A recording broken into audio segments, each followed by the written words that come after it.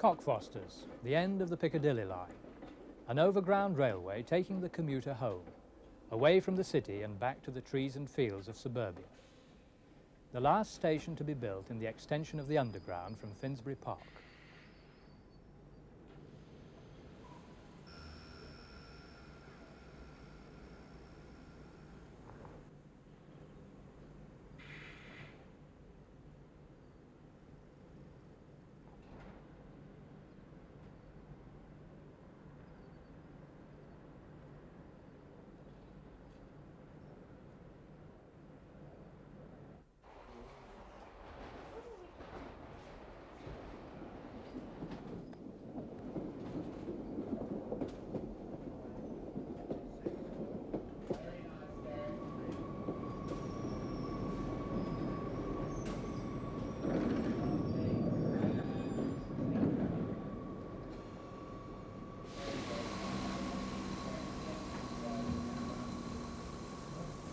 For an architect, any railway system poses two contextual problems. There are always two situations to relate to. On the one hand, there's the world of the trains, needing platforms and concourses. And on the other, there's the point where the railway becomes part of the town and has to merge into the street scene. These are two completely different worlds, but an architecture is needed that accommodates both, and one which somehow manages to reflect the different kinds of activity in each part of the system. The main problem is, of course, one of circulation. And in this situation, the problem determines the solution, up to a point. There have to be long platforms and a covered concourse, access to station facilities and the street. But what kind of architectural expression? When the stations on the Piccadilly extension were built between 1932 and 1935, the now familiar underground house style had only recently come into being. It was created by the architect Charles Holden, who transformed the typical railway architecture of the earlier underground stations. Sudbury Town was the first of the new stations to be built in 1931, and if we look at the station which it replaced, we can see the transformation which has happened. Holden produced a new identity for the Underground with a series of buildings whose outstanding characteristic was their simplicity. When we consider that this first station was built in 1931, we have to remember that this was a time when many architects were still seduced by classicism, as Brent Station, built in the 1920s, reminds us. Brent Station was designed by S.A. Heaps in the Palladian style, and there was a long tradition which associated railway architecture with classicism. 19th century pride in the new form of transport being expressed in a style whose authority was seldom questioned.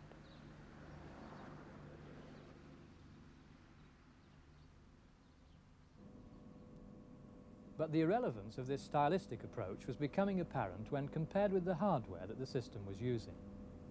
This space-age control panel at Cockfosters reminds us of the kind of abstract kinetic sculpture that has since taken its place within our culture as an art form. In 1933, when it was installed at Cockfosters, as a piece of mechanism, its appeal to the designer lay in the fact that its rows of levers, all purely functional, were so decorative. This was what modern design was all about, functional arrangements that were aesthetically pleasing.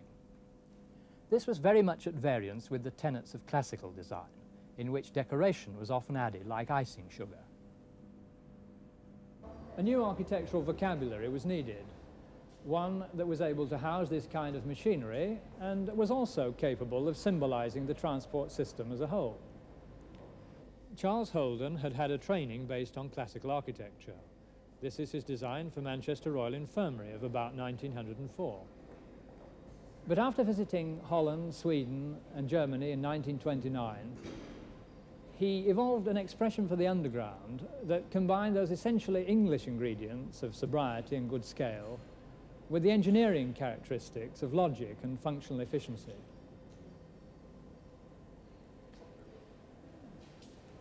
And he's been extremely successful here, I think. An engineering structure for an engineering achievement, with a concrete portal frame that has all the monumental elegance we associate with Holden's work.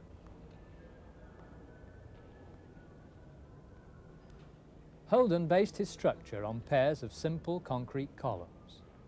It's arranged in the form of a nave and aisles, with clear-story lighting over the central platform, and it feels rather like a church. As in many cathedrals, it's the way light falls on the structure that enhances our appreciation of its form.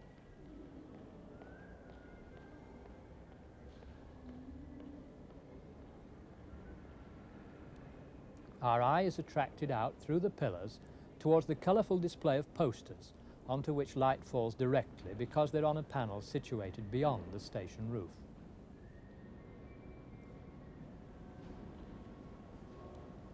This is an architecture of continuous space, broken up by rhythms of columns and glazing which echo the rhythms of the doors and windows of the trains. The architecture and the trains seem to belong to each other and to share a common philosophy of design. Reinforced concrete and glass. There's a straightforwardness and purity about all this that shows the influence of the modern movement in architecture. And the clarity of the geometry shows perhaps the most important underlying principle behind Holden's approach. This was that at all times the pressures and potential chaos and tension involved in moving thousands of people should be ameliorated by an architecture which provided some kind of serenity. For Holden, the key to this lay in the use of simple forms and clear geometry, both of which were thought of in relation to the problem of circulation, the easy flow of people. Holden's philosophy about circulation was a simple one. He provided well-organized space. At Cockfosters, the concourse is well lit, spacious, and full of interest because of its shape. From the central space, circulation routes fan out.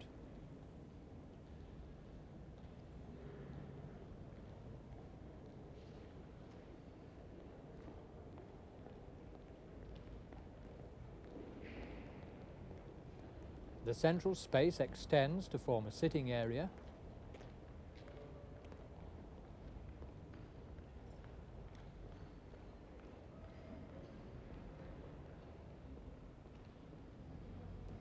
and for various amenities.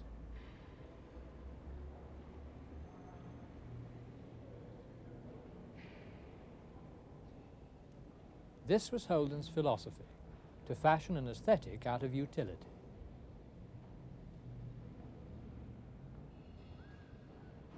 Ticket booths,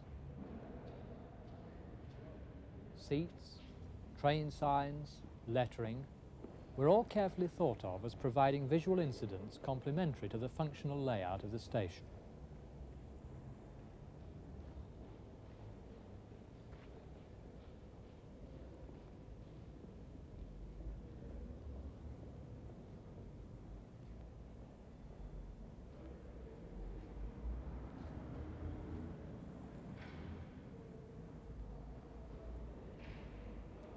The way this stair is lit is typical of Holden's method.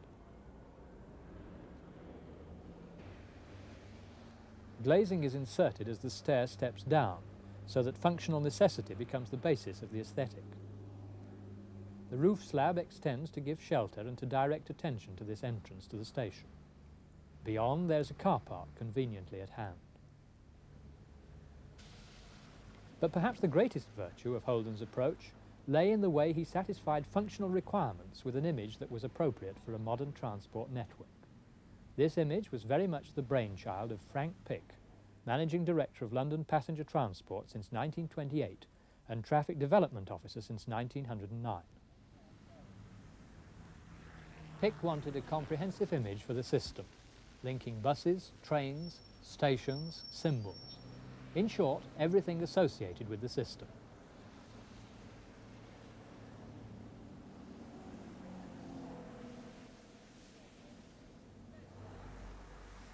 In Pick's own words, he wanted an image which ensured the establishment of goodwill and good understanding between the passengers and the companies. He also saw the opportunity to use the whole transport system as an exercise in design education for the masses, much as Lord Reith saw the BBC as a civilizing and educating medium. Pick encouraged the visual arts of design, as in the trains, buses and posters of his transport network. It was Pick who had chosen Holden and who had given him the responsibility of evolving a house style which fitted this philosophy. This house style, as seen in the above-ground architecture, used brickwork, metal windows and concrete. The slab-like forms took advantage of the cantilever principle and gave a dynamic image of a transport organisation for which the very reason for existence was movement.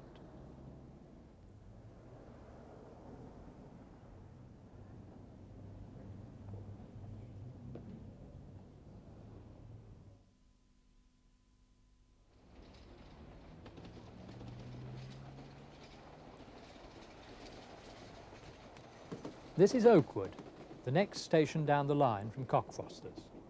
This time the booking hall is above ground and is a typical example of Holden's house style. When looking at this, it's worth remembering what is meant by a house style. To begin with, it has to be capable of repetition, so as to reinforce the unity of the system as a whole. Also, a style has to emerge that is suitable in general character for a variety of building types and purposes. Concourses and platforms, transformers and workshops, signal boxes and train sheds. A whole variety of buildings should bear a common identity. And thirdly, this identity should be a very positive one. When we put these three requirements together, the need for repetition, the need for a common appearance in a variety of buildings, and the need for positive identity, the notion of simplicity has a lot to commend it.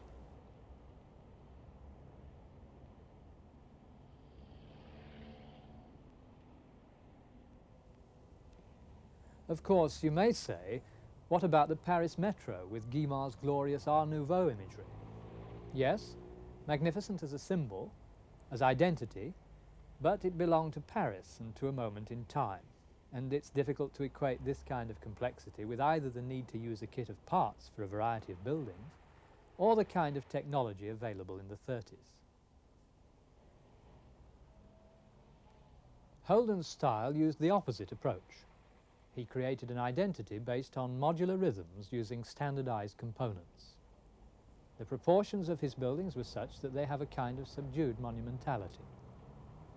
Now, monumentality was unquestionably a dominant theme in architecture during the first half of this century, as it had been in public buildings throughout the 19th century. But Holden's monumentality was compounded of some very interesting components. To begin with, there was the warm colour and texture of brickwork, used in panels within a framework of concrete beams. His industrial metal windows provided restrained pattern, and you could easily compare Holden's work with Georgian architecture in the logic, warmth, simplicity and elegance of these buildings.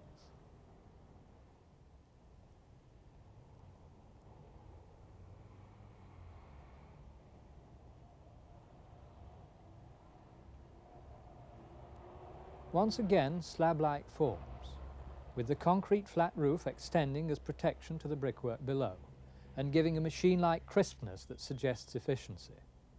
It may look monumental, but it's strictly functional in arrangement. The massive brick piers at the entrance support the concrete cantilever, but they also create a splendidly sculptural transition between outside space and inside, breaking it up in a way that creates a sense of enclosure and gives added protection.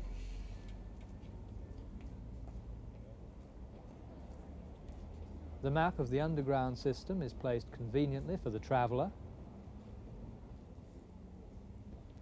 This is a pleasant sitting space which can be a bus shelter or a place where you can wait for someone coming off a train. These circular light wells are a favourite of Holden's. And this is rather clever, the kiosk, all curved and shining. Nice human scale here. It continues through to the main hall and helps to link the two spaces. Again, like Georgian architecture, Holden's buildings are both positive and negative. Positive enough in their forms and spaces, but negative in providing a subdued backcloth onto which visual incidents can be planted. In this neutral background to the action, a degree of order is implicit.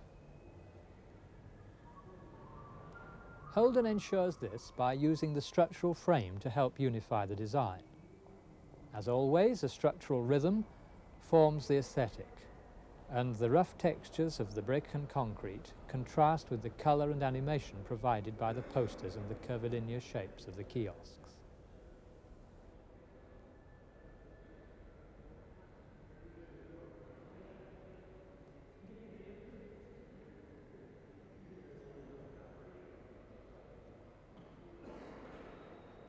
This simulated marble is in fact a modern veneer, but as the centrepiece in this hall, it's right that the ticket booth should be a precise and meticulous piece of design.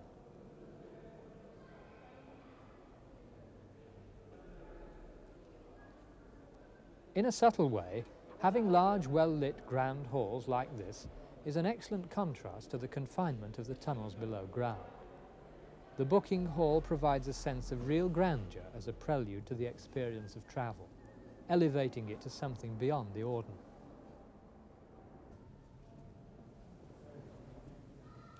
At Oakwood, the station is still above ground, and Holden uses a simple structure of reinforced concrete as at Cockfosters.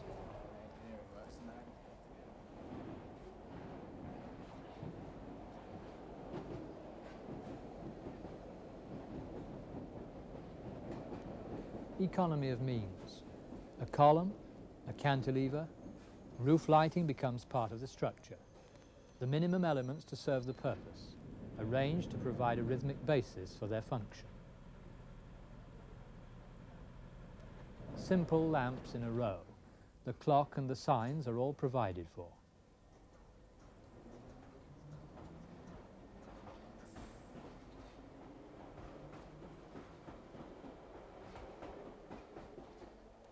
Seats, also part of the structure. Here there's protection from the wind in metal shelters grafted onto the columns. And the base of this lamp standard now being restored, incorporating places for posters and the symbol. Wherever possible, a composite design was preferred, one incorporating a number of functions. This symbol outside the station uses a circular theme to provide lighting and seats.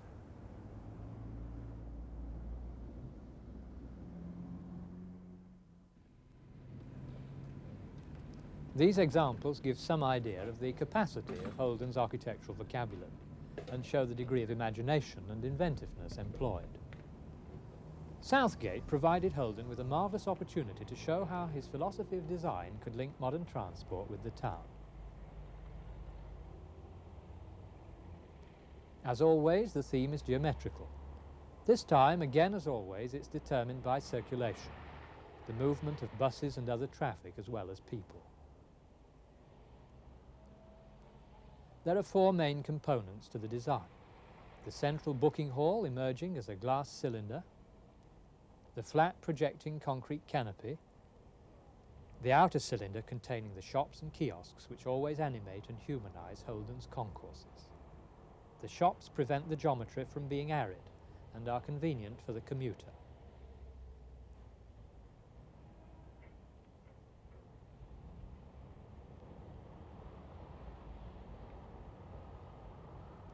And as a backdrop, there's an arc of shops which wrap around the station. There's a nice contrast between the solid brick wall and the transparent cylinder. The continuous brick surface, which acts as a backcloth, is deliberately kept plain, and an incision below it provides shelter for the shops and helps to separate their glazed fronts from the brickwork above. The roundness of the booking hall is intensified too by the way the canopy encircles it. Holden's modest, humane buildings fit their surroundings because, like them, they're unpretentious but interesting. There's a nice balance between control and informality. This is not just a competent solution, it has style. A style appropriate to the 20th century, and just as important, one acceptable to the general public.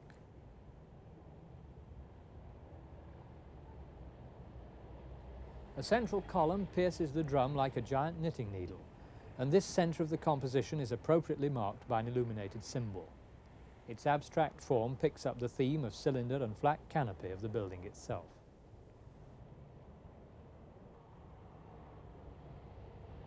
Inside the concourse, this column becomes a structural tour de force. It appears to support the entire roof, the continuous band of windows at the extremity seeming merely to be a transparent skin. This structural virtuosity is a nice prelude to what follows, because this concourse is the starting point for a journey to that mysterious labyrinth below the city, the Underground Railway. To take us there, we have that sublime embodiment of machine-age magic, the escalator.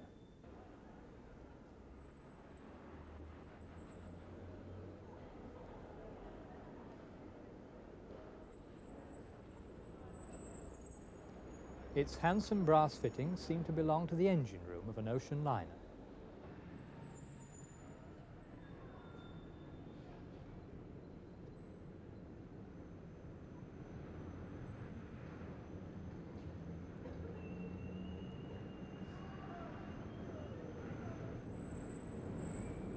The end of the line, please. Gentlemen, thank you. Thank you. Thanks.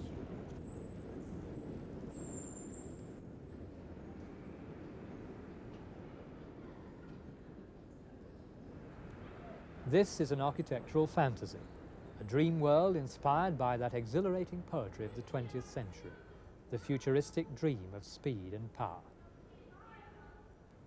Charles Holden gave reality to this futurist dream with an architecture that was both functional and humane, and at a time when modern architecture was not generally accepted in Britain, his civilized and elegant buildings made a distinguished contribution to the urban scene.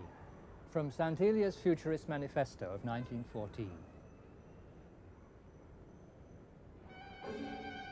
We must invent and rebuild the futurist city like a vast, turbulent shipyard, agile, mobile, and dynamic in every part, and the futurist house like a gigantic machine. The house of cement, glass, and steel must stand on the edge of the tumultuous abyss. The street, which will no longer stretch like a footpath at the level of the concierge, but will sweep floors deep in the earth, gathering up the metropolitan traffic.